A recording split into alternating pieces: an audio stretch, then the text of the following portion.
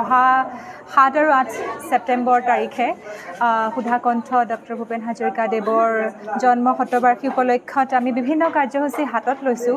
ইয়াৰে আকৰ্ষণীয় কেইটামান কাৰ্যসূচী আমি ইতিমধ্যেই ছ'চিয়েল মিডিয়া যোগেও প্ৰচাৰ কৰিছোঁ।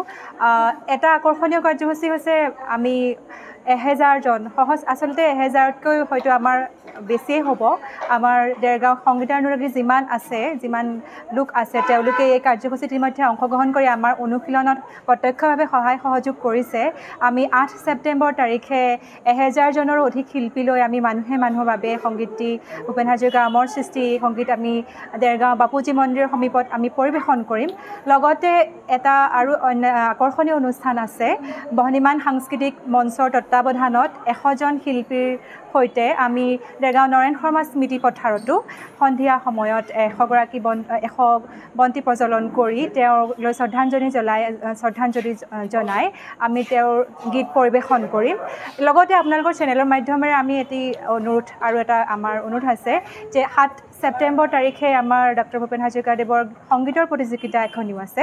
গতিকে ইচ্ছুকসকলে এই প্ৰতিযোগিতাত অংশগ্ৰহণ কৰিব। মই আপোনালোকৰ চেনেলৰ মাধ্যমেৰে এই আহ্বান জনাইছোঁ। ধন্যবাদ।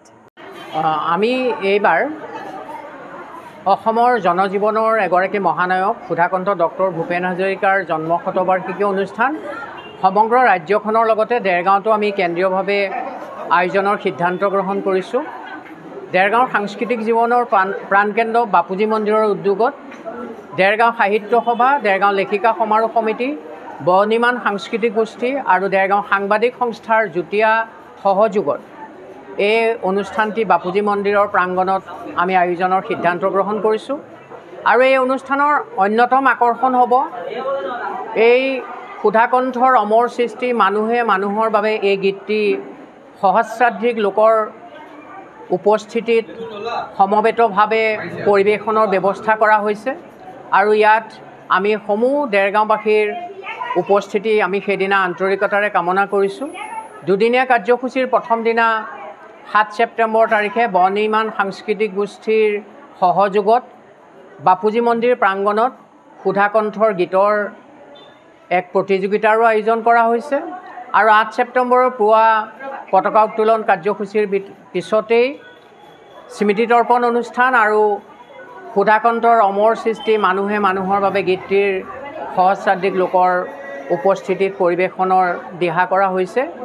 আৰু পুৱাৰ যি পতাকা উত্তোলন কাৰ্যসূচী, এই পতাকা উত্তোলন কাৰ্যসূচীত আয়োজক সমিতিৰ লগতে সহযোগী আটাইকেইটাই অনুষ্ঠানৰে দেৰগাঁও সাহিত্য সভা, দেৰগাঁও সাংবাদিক সংস্থা, লেখিকা সমাৰোহ সমিতি আৰু বহ্নিমান সাংস্কৃতিক গোষ্ঠী এই চাৰিওটা অনুষ্ঠানৰে পতাকা আয়োজক সমিতিৰ পতাকাৰ লগত একেলগে উত্তোলন কৰা হ'ব। আৰু এই অনুষ্ঠানকেইটাৰ সভাপতিয়ে এই পতাকা আনুষ্ঠানিকভাৱে উত্তোলন কৰিব। ইয়াৰ কাৰণে আমাৰ এখন শক্তিশালী উদযাপন সমিতিয়ে 2 দিনৰ কাৰ্যসূচীৰ সফলতাৰ বাবে জোৰদাৰ প্ৰচেষ্টা অব্যাহত ৰাখিছে।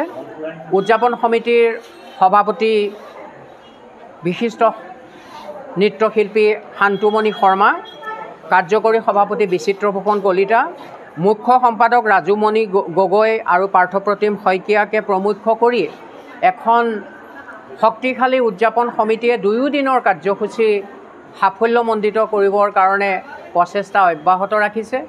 আৰু এই ক্ষেত্ৰত বহ্নিমান সাংস্কৃতিক গোষ্ঠীৰ শিল্পীসকলে আমাৰ যি সাংস্কৃতিক অনুষ্ঠান হ'ব তাৰ আখৰা আজি প্ৰায় এমাহ ধৰি অব্যাহত ৰাখিছে। আজি দেৰগাঁও সাহিত্য সভাৰ প্ৰেক্ষাগৃহত তেওঁলোকে মানুহে মানুহৰ গীতটিৰ আখৰা কৰাৰ লগতে সুধাকণ্ঠৰ কেইবাটিও অমৰ গীতৰ আখৰা চলাইছে। গতিকে এই আটাইকেইটা কাৰ্যসূচীতে লগতে সেইদিনা 8 ছেপ্টেম্বৰৰ দিনা দেৰগাঁও নৰেন শৰ্মা স্মৃতি পথাৰত সুধাকণ্ঠৰ যি প্ৰতিমূৰ্তি আছে তাত 100 গৰাকী শিল্পীয়ে বহ্নিমান সাংস্কৃতিক গোষ্ঠীৰ সহযোগত তেওঁৰ অমৰ গীতৰ পৰিৱেশন কৰিব। আমি 2 দিনৰ কাৰ্যসূচীৰ সফলতা কামনা কৰিছোঁ আৰু সকলোকে আমি ধন্যবাদ জ্ঞাপন কৰিছোঁ।